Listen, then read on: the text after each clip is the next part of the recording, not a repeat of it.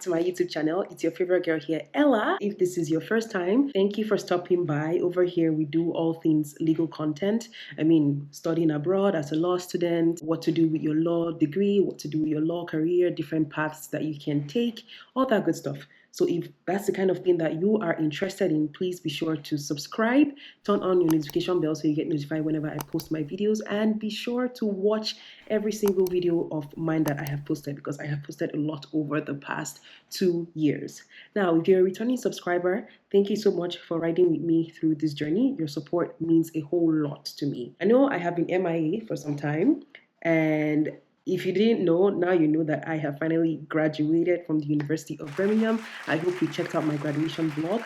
Thanks to everyone who engaged in that comment section for all your congratulations. Everything was heartfelt, and for your comments, everything was well received. I appreciate every single one of you, for those who started the journey with me and progressed over the last 2 years, and we finally brought it to a close. We closed the curtains on that chapter of my life, and also your life in terms of watching me and my University of Birmingham content. Thank you so much for riding with me through this journey. I really do not take it for granted. By the title of this video, you should already know what we're going to be talking about today. We're going to be talking about what's next after law school, because hey, this whole channel was built around the premise of me leaving my home here in Toronto to travel all the way to the UK to do my 2-year law degree at the University of Birmingham in the city of Birmingham. And now that that is closed, you may be wondering, what's next for Ella? What happens, with the channel? And this is just a guidance to what's going to be going on moving forward. We're not stopping anytime soon. We will continue putting out content there. Literally, my legal journey continues. So I'm going to be showing you all the steps I'm taking moving forward and different paths that are available. As I learn new information, I will bring it on here to the channel in hopes that it helps 1 or 2 or 3 or more people. Yeah.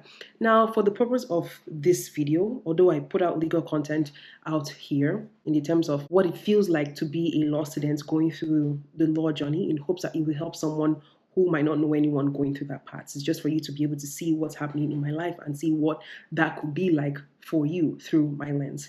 And for this video, there will be no legal advice. No legal advice is ever given on my YouTube channel. I don't give legal advice. Everything is based on my personal lived experience, and so I encourage you to watch this video till the end. Don't skip any single part of it, because everything I'm going to be giving you here is highly informative and it might help you or help someone else that you know. Okay, enough with the introduction.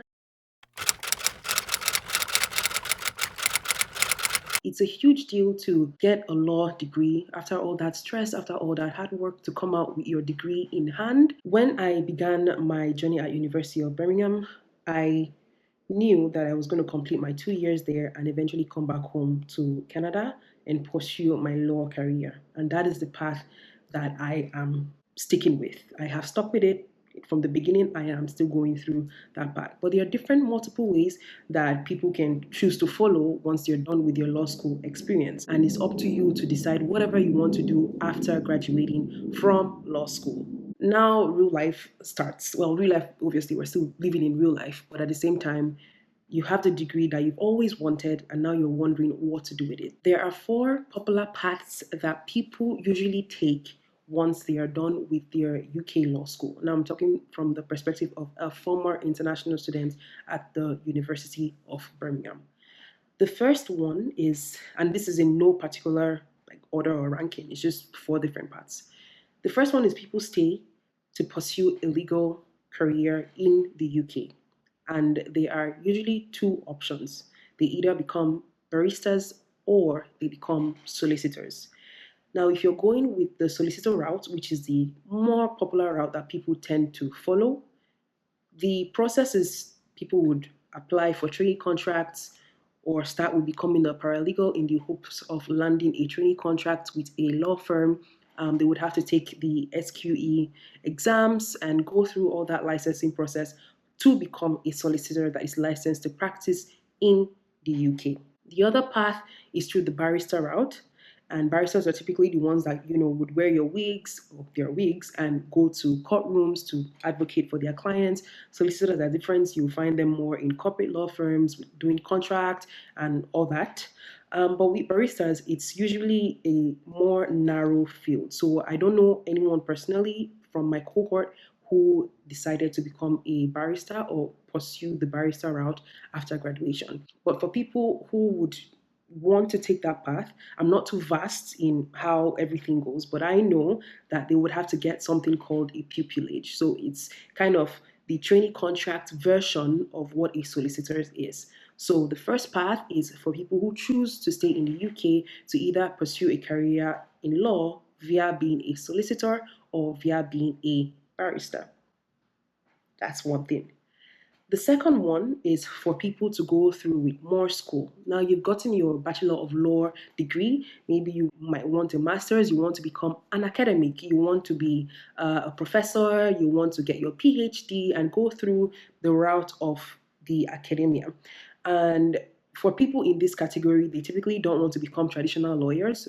You will usually find them as your professors. There were some teaching staff at the faculty of the University of Birmingham that they never went through the solicitor or barrister routes. They, researched. They loved the academic path of law and they stuck to being academic. So they never practiced, they never represented anyone, but they are teaching at university. So this is the second path of what you can use your law degree for. You can choose to not practice law, but go further with the academic path of law and trying to become a professor or, teaching and teaching fellow and all of that stuff. So that's another pathway that you can use your UK law degree or law degree from anywhere, essentially. The third part is working. Working in the sense that you finish your law degree and you're just looking for a job. You don't necessarily want to practice as a lawyer immediately, but the skills that you've learned from law school is so vast that you can take it into any field. You can work for an insurance company, you can work for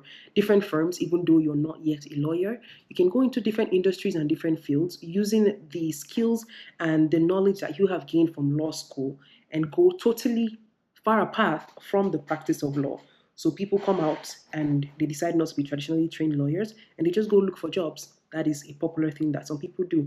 There are people who finish from the UK, they might have said that they wanted to come back home to Canada to begin the licensing process and they just didn't feel it at the end of the day, or they started and it wasn't going well, or things happened, life changed, plans changed, they wanted something different with their lives, and so they got into other fields with their law degree. So that's something that people can also do, and some people choose to go with that option. The fourth option is to come back to Canada and follow through with the NCA process to qualify to become a lawyer in Canada and in any of the provinces or territories by writing challenging exams or going through a master's program or taking courses that would fulfill your NCA requirements. Now, for those who don't know anything about the NCA or what I'm talking about, not to worry, I would do more videos in upcoming weeks. You will see subsequent videos that discusses about the NCA process, what that is, and just an introduction to what the licensing pathway in Canada looks like for people who choose to come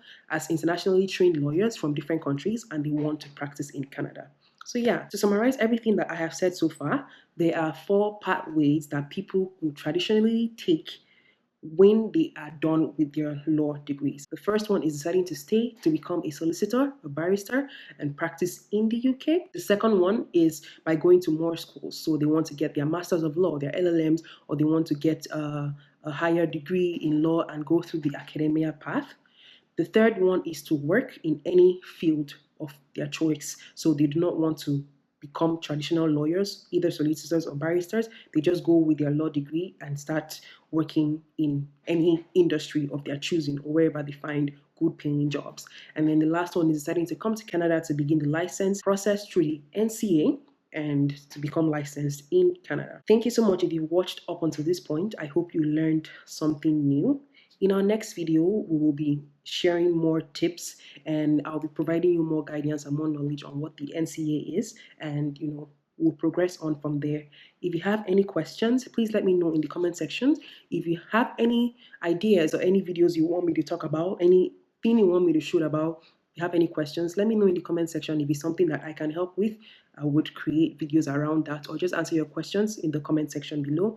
If you like this video, let me know what your favorite part is. I really, really hope that you watched every single part of it. Please be sure to like this video, give it a huge big thumbs up so that YouTube knows that I'm doing something good and they're able to suggest the channel to other people to watch. It's nice if you're watching me, but at the same time, I need more visibility. So be sure to share the video to everyone that you know is interested in content like this.